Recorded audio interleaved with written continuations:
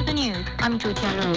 Honduran President Xiomara Castro has arrived in Shanghai, starting her state visit to China. The trip comes after China and Honduras established diplomatic relations in March. China inaugurated its embassy in the Honduran capital earlier this week. Chen Tong has more.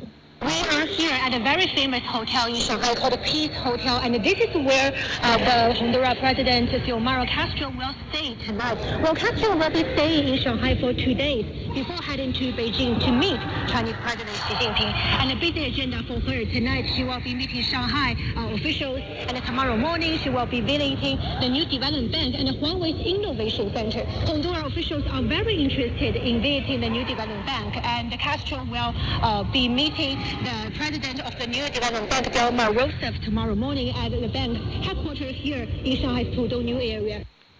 China's consumer price index, a main gauge of inflation, rose 0.2% yearly in April. The producer price index, which measures costs for goods at the factory gate, plunged 4.6% from a year ago. The Chinese Foreign Ministry says the Palestinian president will pay a state visit to China next week. Mahmoud Abbas will be in the country from Tuesday to Friday. The visit comes at the invitation of President Xi Jinping. Donald Trump has been indicted on charges of mishandling classified documents, making him the first former U.S. president in history to face criminal charges by the federal government. Trump reveals that he was summoned to appear at the federal courthouse in Miami on Tuesday. In a video clip, the former U.S. leader appears to lash out at the Biden administration and call the whole issue a hoax. I'm an innocent man. I'm an innocent person. Our country is going to hell.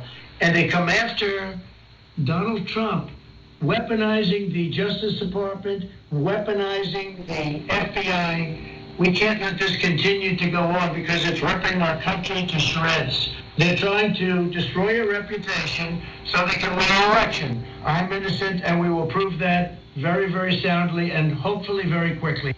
Media reports say the Justice Department is expected to make public a 7-count indictment next week. The International Monetary Fund is assessing the economic damage from the collapse of the Kakhovka Dam in Ukraine. IMF spokesperson Julie Kazak says they are very concerned by the economic and environmental impacts of the disaster. It is unfortunately too early to assess the damage on the economy. We're, of course, following the situation closely. Our team is in very close and frequent contact with the authorities.